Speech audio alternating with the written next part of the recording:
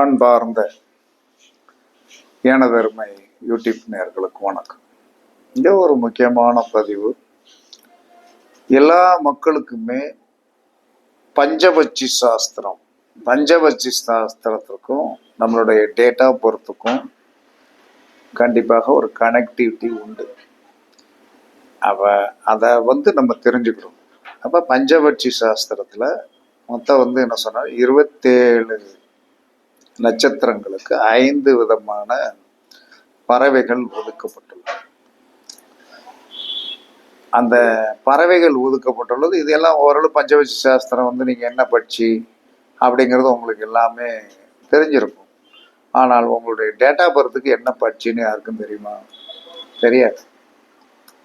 இதை எப்படி புகுத்தி நம்மளுடைய பிறப்பின் பட்சிக்கும் நம்மளுடைய டேட் ஆஃப் பர்த்துக்கு என்ன சம்பந்தம் இருக்கிறதா, இல்லை நம்ம போராடி கொண்டு இருக்கிறோமா, அல்லது நாம் வெற்றி பெற்று விடுவோமா, நம்மகிட்ட யார் யார் இணைவாங்க அப்படிங்கிறதெல்லாம் ஒரு கணக்கு கண்டிப்பாக இருக்கிறது.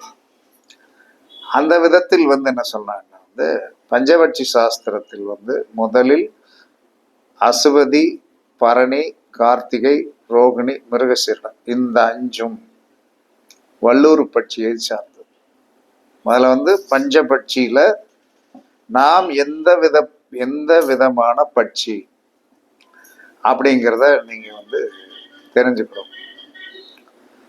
அப்ப தெரிஞ்சுக்கிடணும் அப்படின்னு சொல்லி வரும்போது பஞ்சபட்சியில் அசுபதி முதல் மிருகசீரிடம் வரை உள்ள அந்த பிறந்த நபர்கள் வல்லூர் பட்சியை சார்ந்தவர்கள்.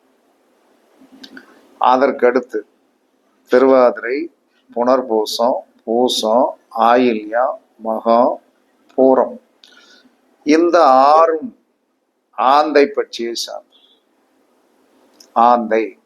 ஆந்தைனா பணம் கொடுக்கக்கூடிய மகாலட்சுமியுடைய சக்தியுடைய மகாலட்சுமி. அதுக்கு பேரே விஷ்ணு லட்சுமி தான். வல்லூருக்கு என்ன சொல்றாங்கன்னா பிரம்மனும் சரஸ்வதி. வல்லூர் பட்சியில் போய் பிறந்தவர்கள் கல்வி கேள்விகளில் சிறந்தவர்களாக இருப்பார்கள். ஏன்னா அங்க படைப்புக்கடை உரிய கடவுளாகிய பிரம்மனும் கல்விக்கு அதிபதியாகிய சரஸ்வதியும் கணவன் மனைவி. இந்த 5ல போய் அசுபதி, பரணி, கார்த்திகை, ரோகிணி, மிருகசீரிடத்தில் போய் பிறந்தவர்கள் கண்டிப்பாக கல்வி கேள்விகளில் வேலீடான மனிதர்களாகும். தங்களுக்குள் என்ன சொல்லலாம்னா ஒரு படைப்பாற்றல் கண்டிப்பா இருக்கும். அதை நம்ம புரிஞ்சுக்கணும். நாம் யார் என்பதை தெரிஞ்சுக்கிட்டாலே நீங்கள் கடவுள் அப்படின்னு வந்துருச்சுன்னா நீங்க கடவுள் தான். நம்ம என்ன சொல்ற, முதல்ல நம்மளை ஒரு தனித்திறமையான மனிதனாக நாம் தெரிந்து வைத்திருக்கோம். நான் யாருன்னு யார்கிட்டே போய்க்கிட்டு. நான் யார் என்பது உன்னுடைய மனதிற்குள் இருக்கிறது. நீ யார் என்பதை நீ தெரிந்து கொண்டால் நீ யாரிடமும் போய் அடிமைப்பட வேண்டிய அவசியமே கிடையாது. அப்ப இந்த முதல் 5 நட்சத்திரங்களில் போய் பிறந்தவர்கள் படைப்பாற்றலும் கல்வி கேள்விகளில் சிறந்தவர்களாக இருப்பார்கள். ஏன்னா அந்த head of the department of யுகம் பிரம்மனுக்கும் சரஸ்வதிக்கும் ஒப்படைக்கப்பட்டுள்ளது. ஏன்னா அதுக்கு தான் அவங்க டிபார்ட்மெண்ட்டுக்கு ஆதிபத்தியம். அதற்கடுத்து ஆந்தை பட்சி, திருவாதிரை, புனர்பூசம், பூசம், ஆயில்யம், மகம், பூரம் இந்த 6க்கும் விஷ்ணு லட்சுமி இந்த நட்சத்திரத்திற்குள் பிறந்தவர்கள் கண்டிப்பாக பொருளாதாரத்தில் வலிமை உள்ளவர்களாக இருப்பாங்க. பொருளாதாரத்தில் கொஞ்சம் வலிமை உள்ளவர்கள். ஏன்னா அவர்களுடைய நட்சத்திரங்களை கட்டியாளக்கூடிய தன்மை விஷ்ணுவுக்கும் லட்சுமிக்கும் இருக்கின்ற காரணம். நான் நல்லா ரிசர்ச் பண்ணி பார்த்துட்டேன். ரிசர்ச் பண்ணி பார்த்ததுல என்ன சொல்றேன்னா ஒரு திருவாதிரையில் போய் பிறந்தவர்களோ, புனர்பூசத்தில் போய் பிறந்தவர்களோ, பூசத்தில் போய் பிறந்தவர்களோ, ஆயில்யத்தில் போய் பிறந்தவர்களோ, மகத்தில் போய் பிறந்தவர்களோ, பூரத்தில் போய் பிறந்தவர்களோ பெரும்பாலும் தரித்திரமான பொருளாதார தரித்திரம் உள்ளவர்களாக இருக்க மாட்டார்கள். கண்டிப்பா இருக்க மாட்டாங்க. என்ன காரணம்னா எங்க வீட்டிலே 2 வந்து என்ன சொன்னான்னா ஆந்தை பட்சி இருக்கிறது. இது ஆந்தை பட்சி. அவர்களுக்கு பொருளாதார பற்றாக்குறை வரல. அவங்க பிறந்த அமைப்பு அப்படி. அப்ப எந்த ஒரு மனிதனும் வந்து என்ன சொன்னான, நட்சத்திரத்தை வந்து என்ன சொன்னான்னா வந்து நீங்கள் வணங்குகிறீர்களோ இல்லையோ, உங்களுடைய நட்சத்திரத்திற்கு உண்டான ஹெட் ஆஃப் த டிபார்ட்மெண்ட், அதற்குண்டான உங்களுடைய நட்சத்திரத்தை ஆளுகின்ற அந்த அதிதேவதைகள் என்று சொன்னால் பஞ்சபட்சிக்கு உண்டான அதிதேவதைகளை நீங்கள் காலையில் எந்திரிச்ச உடனே என்ன சொன்னான்னா, வல்லூர் பட்சிக்கு வந்து பிரம்ம சரஸ்வதியும் வழிபாடு பண்ணுங்க, அவங்கள கணம் பண்ணுங்க. மாந்தை பட்சியில் போய் பிறந்தவங்க விஷ்ணுலட்சுமிய கணம் பண்ணுங்க. அதற்கடுத்து உத்திரம், அஸ்தம், சித்திரை, சுவாதி, விசாகம், இந்த 5 நட்சத்திரத்தில் போய் பிறந்தவர்கள் காகப்பட்சிக்கு உண்டு சம்பந்தமானவர்கள், காகத்திற்கு சம்பந்தமானவர்கள். இவர்களுடைய இந்த 5 நட்சத்திரத்தை கட்டிக்காத்து செயலாக்கத்திற்கு உருவாக்கக்கூடிய நபர் யாருன்னா சிவன் பார்வதி. சிவனும் பார்வதியும் இந்த 3வது ஆதிபத்தியம் உடைய இந்த நெருப்பு சக்தி. இது வந்து நெருப்பு சக்தி. முதலில் மண் சக்தி, 2வது ஜலசக்தி, 3வது நெருப்பு சக்திக்கு ஆதிபத்தியம் உடையவர்கள். இந்த ஆதிபத்திய உடையவர்கள் வந்து என்ன சொல்றான்னா, கண்டிப்பாக வந்து என்ன சொல்றான்னா வந்து காகம் அப்படின்னு சொல்லி வரும்போது முன்னோர்களுடைய ஆசீர்வாதம் பெற்றவர்கள். இந்த நட்சத்திரத்துக்குள்ள உத்திரம், அஸ்தம், சித்திரை, சுவாதி, விசாகம், இந்த 5 நட்சத்திரத்துல போய் பிறந்தோம். முன்னோர்களுடைய என்ன காரணம்? காகத்தைத்தான் நம்ம முன்னோர்கள் வந்து ஒரு சாப்பாடு இன்னைக்கு வச்ச உடனே என்ன சொன்ன, கால் கத்திக்கிட்டு வந்து என்ன சொன்னா, 10 காகம் குமரிச்சம் போட்டு விட்டது என்று சொன்னால் அங்கே வந்து என்ன சொன்னான்னா, உங்களுடைய முன்னோர்கள் சந்தோஷமாக இருக்கிறார்கள் என்பதை நீங்கள் நினைத்துக் கொள்ளுங்கள். அந்த உங்க முன்னோர்கள் சந்தோஷமாக இருக்கிறார்கள் அப்படின்னு நினைச்சுக்கிட்டுங்க. நம்ம வீட்டுக்கு ஆசீர்வாதம் கொடுக்குறாங்கன்னு நீங்க நினைக்கணும். சில பேர் வீட்டுக்கு வடை வச்சாலும் வராது, எது வச்சாலும் வராது, வராது. நாங்க வைக்கோம் சார், ஒண்ணுமே எடுக்க மாட்டேங்க சார் அப்படிமா. அப்ப முன்னோர்களுடைய ஆசீர்வாதம் இல்லைன்னு தான் அர்த்தம். அப்ப அந்த காக்கைக்கு பிடிச்ச மாதிரி உணவு வைக்கணும். காக்கைக்கு பிடிச்ச மாதிரி எப்படி சார் உணவு வைக்கிறது அப்படின்னா, கொஞ்சம் அதுல வந்து என்ன சொன்ன, கொஞ்ச நாளைக்கு வந்து அதை பழக்கப்படுத்தணும், ஒரு ஈர்ப்பு சக்தியை வந்து கொடுக்கணும். அப்ப அந்த ஈர்ப்பு சக்தியை கொடுப்பதற்கு என்ன சொன்னான்னா வந்து, இந்த இதற்கு பார்த்தீங்களா, இந்த சிக்கன்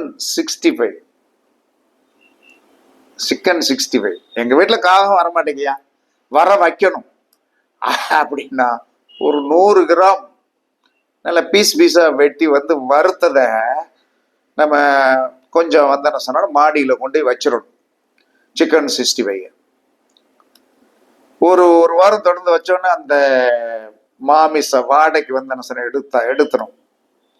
எடுத்துட்டு பிறகு ஒரு 10-20 நாள் வச்சுட்டு என்ன சொன்ன, நீங்க வழக்கமாக ஒரு உளுந்த வடை கொண்டு வைங்க, அது வந்துட்டு என்ன சொன்ன தொடாம போகாது. ஏன்னா கர்மாவை வந்து சரி பண்ணணும் அப்படின்னா இப்படி பண்ணி பாருங்க, ஒன்றும் தப்பெல்லாம் கிடையாது. அப்ப இந்த காகத்துக்கு உண்டான அந்த உத்திரம், அஸ்தம், சித்திரை, சுவாதி, விசாகம், இந்த 5 நட்சத்திரத்திற்கும் யார் அதிபதி என்று சொன்னால் சிவனும் பார்வதியும் தான். இவர்கள் சிவனும் பார்வதியை கும்பிட்டால் கண்டிப்பாக சீரும் சிறப்புமாக இருப்பார்கள், செழிப்பாக இருப்பார். அதற்கடுத்து அனுசம், கேட்டை, மூலம், பூராடம், உத்திராடம், திருவோணம், இந்த 6க்கும் சேவல் பட்சியம்பாங்க, கோழி பட்சி அப்படிம்பாங்க. அப்ப சேவல் கோழி ரெண்டும் ஒண்ணுதான் இல்லை, கோழின்னு சொல்லுவாங்க. ஆனா சிம்பிள் போட்டிருக்கிறது என்ன சொன்னா சேவல் தான் போட்டிருக்கும். இதுல பிறந்தவங்க வந்து என்ன சொன்னா கோழி ஆதிபத்தியம் உடையவர்கள், சேவல் ஆதிபத்தியம் உடைய மனிதர்களாக இருப்பார்கள். இவர்களுக்கு வந்து என்ன சொன்னா, இவர்களை இந்த நட்சத்திரத்தை கட்டி காத்து ஆளுமை பண்ணக்கூடியது மகேஸ்வரன், மகேஸ்வரி. அப்ப மகேஸ்வரன், மகேஸ்வரி அப்படிங்கிறது ஒரு அற்புதமான தெய்வங்கள். வாழ்க்கையில் வந்து இவர்களும் காலையில் எந்திரிச்சவொடனே தன்னுடைய நட்சத்திரத்தை வந்து கட்டி ஆளக்கூடிய பட்சியை கட்டி ஆளக்கூடிய சேவல் பட்சியை, கோழி பட்சியை கட்டி ஆளக்கூடிய மகேஸ்வரன், மகேஸ்வரி என்று சொல்லக்கூடிய வார்த்தையை ஒரு 18 தடவையோ 27 தடவையோ போற்றி அப்படின்னு சொல்லி வழிபாடு பண்ண உங்களுடைய அன்றாட வாழ்க்கை நல்லா இருக்கும். அதற்கடுத்து வந்து என்ன சொன்னான்னா, அவிட்டம், சதயம், பூரட்டாதி, உத்திரட்டாதி, ரவி, இந்த 5 நட்சத்திரங்களுக்கு மயில் பட்சி. மயில் பார்க்க அழகானவர்கள், ஆனால் மயிலை போன்ற குரலாக இருப்பார்கள்.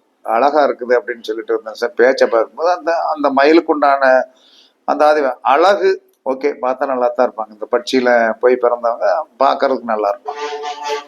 ஆனால் குரல் மட்டும் என்ன சொன்னான்னா, வாய் கொடுத்துட்டீங்கன்னா வந்து என்ன சொன்னான்னா, அந்த சவுண்டுலேயே நீங்க ஓடி போயிருவீங்க. குயில் மாதிரி இருக்காது. இது வந்து கேளிக்கையாக சொல்லல. மயில் அழகு, குரல் இனிமை இல்லாது, குயில் கருப்பு, ஆனால் குரல் கேட்க கேட்க கேட்க கேட்க அற்புதமாக இருக்கும். அப்ப இத புரிஞ்சுக்கிட்டீங்க. அப்ப வல்லூர், ஆந்தை, காகம், கோழி, மயில், அவ இதோடு உங்களுடைய டேட் ஆஃப் பர்த் வந்து என்ன சொன்னா இதோடு கனெக்டிவிட்டி ஆகும். அதாவது வந்து 1ஆம் தேதி 10ஆம் தேதி 19ஆம் தேதி 28ஆம் தேதி பிறந்தவர்களும், 3, 12, 21, 30 தேதிகளில் பிறந்தவர்களும், 9, 18, 27 தேதிகளில் பிறந்தவர்களும் வல்லூர் பட்சியை சார்ந்தவர்கள். வல்லூர் பட்சியை சார்ந்தவர்கள் இவர்களுடைய குணம் வந்து வல்லூரை மாதிரியே இருக்கும். அதற்கடுத்து ஆந்தை பட்சியை சார்ந்தவர்கள் யார் என்று சொன்னால், சுக்கிரனுடைய நம்பர்களாகிய 6, 15, 24 தேதிகளில் போய் பிறந்தவர். 6, 15, 24 தேதிகளில் போய் பிறந்தவர்கள். ஓகேவா? அதற்கு அடுத்து என்ன சொன்னா, காகம் அப்படின்னு சொல்லி வரும்போது வந்து என்ன சொல்றான்னா வந்து உங்களுக்கு 4ஆம் தேதி 4, 13, 22, 31 காகத்தில் போய் பிறந்தவர்கள். காகத்துல போய் அந்த அந்த ஸ்ட்ரெச்சிங் அதற்கும் இதற்கும் ஒரு என்ன சொல்றான்னா வந்து அதற்கும் இதற்கும் ஒரு இணைப்பாக கண்டிப்பாக இருக்கும். அந்த நோட்டடே கண்டிப்பாக இருக்கும். அப்ப அந்த காகத்திற்கு உண்டான ஆதிபத்தியமுடைய குணம் உடையவர்களாக கண்டிப்பாக இருப்பார்கள். அப்பங்கும்போது வல்லூருக்கு 1, 19, 1, 10, 19, 28, 3, 12, 21, 30, 9, 18, 27, ஆந்தைக்கு 6, 15, 24, காகத்திற்கு வந்து 4, 13, 22, 31, 5, 14, 23, 8, 17, 26 காகத்திற்கு. உங்களுடைய டேட் ஆஃப் பர்த் இதோட கனெக்டிவிட்டிக்கு இதே மாதிரி நட்சத்திரம், காக நட்சத்திரத்துல பிறந்திருக்காங்க இல்லையா? இப்ப வல்லூர்ல போய் பிறந்திருக்காங்கன்னு வச்சு, வல்லூருடைய டேட் ஆஃப் பர்த்ல நீங்க போய் பிறந்திருந்தீங்கன்னா, வல்லூர் நட்சத்திரத்தோடைய ஆதிபத்தியமுடைய அஸ்வதி, பரணி, கார்த்திகை, ரோகிணி, மிருகசீரிடம் இந்த நட்சத்திரத்துக்காரர்களுடைய தொடர்பு ஏற்படும். பரிச்சித்து பாருங்கள். ஆந்தை இப்போ 15, 6, 15, 24 போய் பிறந்திருந்தீர்களா, ஆந்தை பட்சிக்கு உண்டான புனர்பூசம், பூசம், ஆயில்யம், மகம், பூரம், இந்த திருவாதிரை, புனர்பூசம், பூசம், ஆயில்யம், மகம், பூரம், இந்த 6 நட்சத்திரக்காரர்களுடைய நட்பு வந்துடும். அதற்கடுத்து காகம், காகப்பட்சிக்கு உண்டான நம்மளுடைய பெர்த்தோடைய நம்பர் 4, 13, 22, 31, 5, 14, 23, 8, 17, 26. அப்ப அந்த காகம் பட்சிக்கு உண்டான உத்திரம், அஸ்தம், சித்திரை, சுவாதி, விசாகம் இந்த 5 நபர்களுடைய இணக்கம் நம்மளுடைய டேட் ஆஃப் பர்த்துக்கு உண்டான அமைப்புல வந்துடும். அதற்கு அடுத்து கோழி, கோழினா சேவல். 2, 11, 20, 29 பிறந்தவர்கள் இந்த கோழியோட கனெக்ட் ஆவாங்க. அப்ப கோழியோடைய நட்சத்திரங்களாகிய அனுசம், கேட்டை, மூலம், பூராடம், உத்திராடம், திருவோணம் அப்படின்னு சொல்லக்கூடிய 6 நபர்கள் நட்சத்திரக்காரர்கள் இந்த 2, 11, 20, 29 ஒரு தொடர்புக்கு வந்து விடுவார்கள். வரும், அது காலம் இணைக்கும். அதுக்கடுத்து மயில் பட்சிக்கு 7, 16, 25 தேதி. இந்த மயில் பட்சியில் போய் பிறந்தவர்களுக்கு இந்த மயில் பட்சி, அப்ப மயில் பட்சி அப்படின்னு சொல்லி இந்த மயில் பட்சியுடைய நட்சத்திரங்கள் என்ன? அவிட்டம், சதயம், புரட்டாதி, உத்திரட்டாதி, ரேவதி இந்த 5 நட்சத்திரம். என்னுடைய நண்பர் ஒருவர் 25ஆம் தேதி பிறந்தார். என்னுடைய நண்பர் ஒருத்தர் 25ஆம் தேதி பிறந்தவர். என்னுடைய நட்சத்திரம் வந்து அவிட்டம், சதயம், பூரட்டாதி, உத்திரட்டாதி, ரேவதி. இதுல அவிட்ட நட்சத்திரம் என் நட்சத்திரம். ரொம்ப க்ளோஸான ஒரு ஃப்ரெண்ட்ஷிப் இருந்தது, வந்துருச்சு. அந்த அளவுக்கு வந்து ஒரு க்ளோஸான ஒரு அமைப்புல வந்து ஒரு ஃப்ரெண்டை இனிமேல் என்னுடைய வாழ்க்கையில் பார்ப்பதற்கு இல்லை. என்னை விட்டு என்று பிரிந்து போனாரோ, இறந்தும் போனார். நான் இன்றும் அவர் எனக்காக எடுத்து கொடுத்த வந்து ஆசையாக எடுத்து கொடுத்த ஒரு பேண்ட் என்ன வச்சிருக்கேன், அதை விரும்பி போடுவேன். இதெல்லாம் வந்து இயற்கை கொடுத்த ஒரு அற்புதங்கள். அவருடைய டேட் ஆஃப் பர்த்துக்கு நான் என்னுடைய நட்சத்திரம் ஒத்து போச்சு. என்னுடைய டேட் ஆஃப் பர்த்துக்கு வந்து என்ன சொன்னா, எனக்கு இன்க்ளூடுங்க ஒத்து போறவங்க எத்தனையோ பேர் இந்த இதுல இருக்காங்க, வந்திருக்கு. இதெல்லாம் வந்து நம்ம வந்து என்ன சொல்லலாம்னா வந்து வாழ்க்கையில் வந்து என்ன சொல்லலாம்னா வந்து நமக்கு தெரிந்து கொண்டோம் என்று சொல்லலாம். நீங்க தெரிஞ்சுக்கிட்டீங்கன்னா நீங்கள் அந்த நட்புகளையும் பழக்கமும் உங்களை என்ன சொல்றான்னா ஒரு வெற்றி பாதைக்கு வந்து கொண்டு போவதற்கு அது ஆட்டோமேட்டிக்காக இயற்கையின் உறவு, நம்மளுடைய உறவு கிடையாது. நம்ம எல்லாத்துட்டையும் உறவு கொள்ளணும்னு நினைப்போம், எல்லார்ட்டையும் பாசபந்தத்தோடு இருக்கணும்னு நினைப்போம்.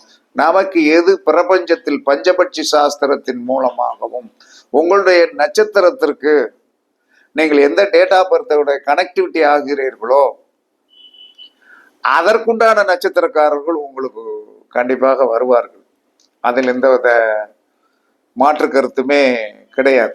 இதில் எந்தவித மாற்று கருத்துமே கண்டிப்பாக கிடையாது. அதனால வாழ்க்கையில் வந்து நீங்கள் வந்து என்ன சொன்னா கண்டிப்பாக ஒருத்தர் 17ஆம் தேதி பிறந்திருக்கு, 17ஆம் தேதி பெருத்து. அப்ப இது வந்து காகப்பட்சியோடு சம்பந்தப்பட்ட நம்பர் 17, 8, 17, 26 காகப்பட்சியோடு. ஆனால் யாருடைய லக்கண புள்ளியாவது விசாக நட்சத்திரத்தில் இருந்தால் இப்படியும் உள்ள இணைக்கணும். யாருடைய நட்சத்திர பட்சி விசாக நட்சத்திரத்தில் லக்கண புள்ளி இருந்தால் அவர்களோட பயங்கரமான அட்டாச் வரும். ஏன்னா காகம் என்பது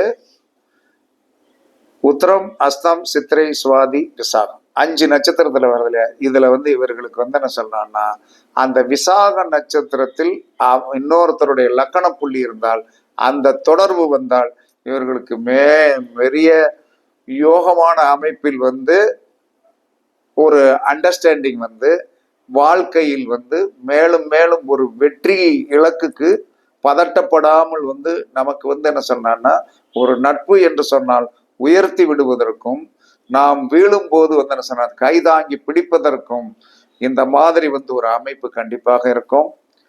பஞ்சபட்சி சாஸ்திரத்தின்படி வல்லூர் பட்சிக்கு 1, 19, 1, 10, 19, 28 தேதி, 3, 12, 21, 30 தேதி, 9, 18, 27 தேதி. ஆந்தை பட்சிக்கு வந்து 6, 15, 24. காகத்திற்கு வந்து 4, 13, 22, 31, 5, 14, 23, 8, 17, 26 தேதிகள். கோழி பட்சிக்கு வந்து 2, 11, 20, 29 தேதிகள். மயில் பட்சிக்கு 7, 16, 25 தேதிகள். இது உங்களுடைய டேட் ஆஃப் பர்த்துக்கு உண்டான பட்சிகள். வல்லூர், ஆந்தை, காகம், கோழி. இந்த வல்லூருக்கு உண்டான நட்சத்திரங்கள் முதல்ல சொன்ன இல்லையா, அந்த நட்சத்திரங்கள் உங்களுடைய டேட் ஆஃப் பர்த்தில் வாழ்க்கை துணையாக கூட வரலாம். வாழ்க்கை சுகமாக இருக்கும். அதுல எந்தவித மாற்றமுமே கண்டிப்பாக கிடையாது. எந்தவித மாற்றமுமே கிடையாது. அதே மாதிரி வாழ்க்கையில் நிறைய யோகங்கள் பிரபஞ்சத்திற்கும் நண்பர்களுக்கும் கண்டிப்பாக நிறைய தொடர்புகள் உண்டு என்பது நம்ம நம்மளை பரீட்சித்து பார்க்கணும். நம்ம எங்கேயோ ஒன்று இருக்கிறது தேடி அலையாமல் உங்களுடைய ஜாதகம், உங்களுடைய டேட் ஆஃப் பர்த், உங்களுடைய பஞ்சபட்சி இதை தெரிஞ்சு நீங்கள் வைத்தீர்கள் என்று சொன்னால், உங்களை சுத்தம் செய்தீர்கள் என்று சொன்னால், உங்களுக்கு கிடைக்க வேண்டிய அந்த ஆகுதி கண்டிப்பாக கிடைக்கும் என்று கூறி, இது ஒரு ஆராய்ச்சி பதிவு. பரிசித்து பாருங்கள், கண்டிப்பாக எல்லோருக்கும் நன்மையாக இருக்கும் என்று கூறி உங்களிடமிருந்து விடைபெறுவது சிப்பிப்பாறை ஜோதிடர் சாதி ராகவன் ஜெயபாலாஜி. சுகமே சொல்க, வாழ்க வளமுடன். வணக்கம்.